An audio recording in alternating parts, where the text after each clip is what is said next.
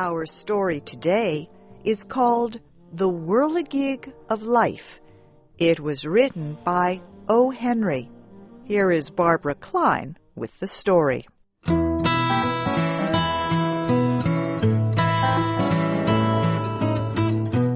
Justice of the Peace Benaja Widdup sat in the doorway of his office, smoking his pipe.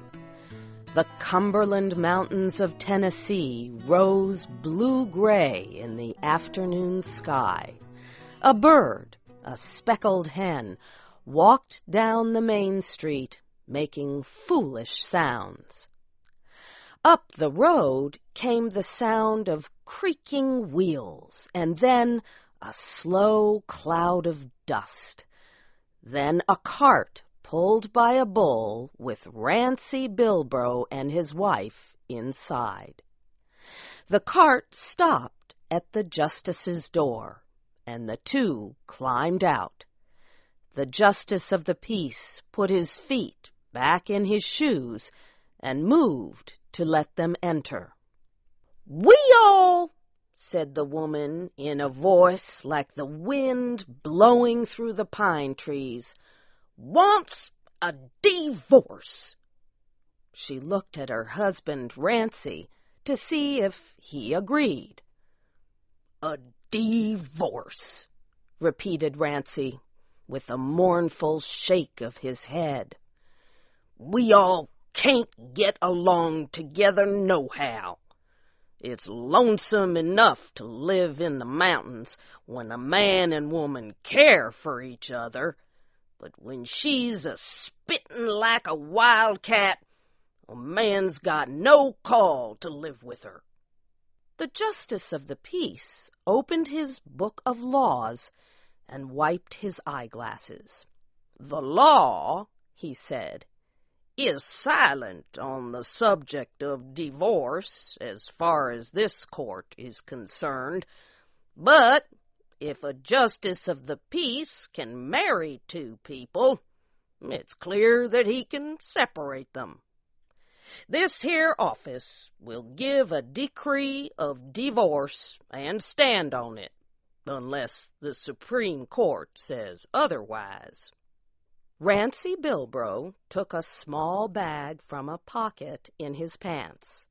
Out of this he shook upon the table a $5 bill. "Sold a bearskin and 2 foxes for that," he said. "It's all the money we've got. The regular price of a divorce in this court," said the justice, "is $5. He put the bill into the pocket of his coat, as if money meant little to him. Then, with much effort, he slowly wrote the divorce decree on half a sheet of paper and copied it on the other. Then he read it aloud. "Know all men that Ransie Bilbro and his wife Ariella Bilbro this day personally appeared before me and promised that hereinafter they will neither love, honor, nor obey each other, neither for better nor worse, they being of sound mind and body. And they accept this decree of divorce according to the peace and dignity of the state. Herein fail not, so help you God. Signed, Benaja Widdup, Justice of the Peace, in and for the County of Piedmont, State of Tennessee." The justice was about to give a copy of the document to Ransie. "Judge," said Ariella, "don't you give him that there paper yet. It's not all settled nohow. I got to have my rights first. I got to have my alimony. It's no kind of way for a man to divorce his wife without her having any money. I'm aiming to go to my brother Ed's up on Hogback Mountain. I'm aiming to have a pair of shoes and some other things. If Rance has money enough to get a divorce, let him pay me alimony." The woman's feet were bare, and the trail to Hogback Mountain was rough. "Ariella Bilbro," the justice asked, "how much did you expect to be enough alimony in the case before the court?" "I'm expecting," she answered, "for the shoes and all, say $5.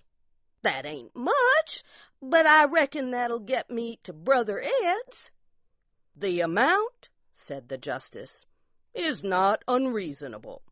Ransie Bilbro, you are ordered by the court to pay the amount of $5 before the decree of divorce is issued." "I got no more money," breathed Ransie heavily. "I done paid you all I had." "Otherwise," said the justice, looking severely over his glasses, "you are in contempt of court." "I reckon if you give me until tomorrow," Ransie pleaded, "I might be able to scrape it up somewhere. I never looked to be paying no alimony." "Till tomorrow, then," said the justice, starting to loosen his shoes. "We might as well go down to Uncle Zi's place and spend the night," decided Ransie. He climbed into the cart on one side, and Ariella climbed in on the other side. The bull slowly pulled them down the road.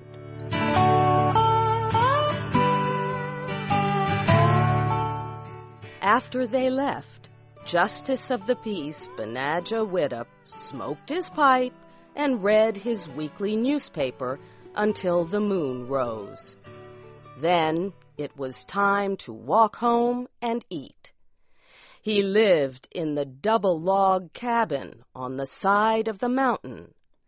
Going home, he crossed a little path darkened by a group of trees. Suddenly, a man stepped out and pointed a gun at him.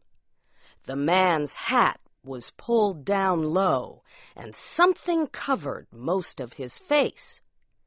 "I want your money," said the man, "without any talk. My finger is a-shaking on this here trigger." "I've only got $5, said the justice. "Roll it up," the man ordered, "and stick it in the end of this here gun barrel, and then you can be going along." The justice did as he was told. The next day, the cart stopped once more at the door of the Justice of the Peace. Inside, Ransie Bilbro gave his wife a $5 bill. The justice looked at it sharply. The bill seemed to curl up as if it had been rolled and stuck into the end of a gun barrel. But the justice said nothing. He gave each person a decree of divorce. Each stood uneasily silent. "I reckon you'll be going back up to the cabin along with the cart," said Ariella. "There's bread in the tin box sitting on the shelf. I put the bacon in the pot to keep the hound dogs from getting it. Don't forget to wind the clock tonight." "You're going to your brother Ed's?" asked Ransie. "I was expecting to get up there before night. I'm not saying they'll trouble themselves much to make me welcome, but I got nowhere else to go. It's a long way, and I better be going. I'll be saying goodbye, Rance. That is, if you want to."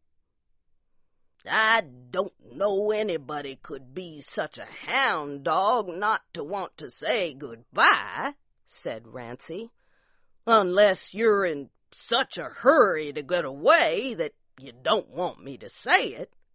Ariella was silent. She carefully folded the $5 bill and her divorce decree and placed them inside the front of her dress. Justice Benaja Widdup watched the money disappear with mournful eyes. His next words showed great sympathy, or something else that was on his mind.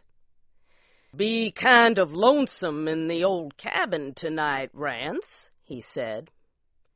"It might be lonesome," Ransie answered, "but when folks get mad and want a divorce, you can't make folks stay." "There's others wanted a divorce," said Ariella. "Besides, nobody don't want nobody to stay." "Nobody never said they didn't." "Nobody never said they did. I reckon I better start going now to Brother Ed's." "Nobody can't wind that old clock." "Want me to go back along with you in the cart and wind it for you, Rance?" Ransie showed no emotion, but he reached out his big hand and took Ariella's thin one. "I reckon I've been mean and low down," said Ransie. "You wind that clock, Ariella." "My heart's in that cabin with you, Rance," Ariella said quietly. "I ain't a-gonna get mad no more. Let's be startin', Rance, so we can get home by sundown." Justice Widdup stopped them. "In the name of the state of Tennessee, I order you not to defy its laws. This court is more than willing to see two loving hearts reunite, but it is the duty of the court to protect the morals of the state. The court reminds you that you are no longer man and wife, but are divorced by regular decree. As such, you are not permitted to enjoy the benefits of marriage." Ariella caught Ransie's arm. Did those words mean that she must lose him now, when they had just learned the lesson of life? "However," said the justice slowly, "this court is prepared to remove the divorce decree. It stands ready to perform the ceremony of marriage. The cost for performing said ceremony will be, in this case, $5. Ariella smiled. Her hand went quickly to her dress and pulled out the $5 bill. She stood hand in hand with Ransie and listened to the reuniting words. Soon after, she and Ransie left for the mountains. Justice of the Peace Benaja Widdup returned to his doorway, took off his shoes, and happily smoked his pipe. Once again, he lovingly fingered the $5 bill stuffed into his coat pocket. Once again, the hen walked down the main street, cackling foolishly.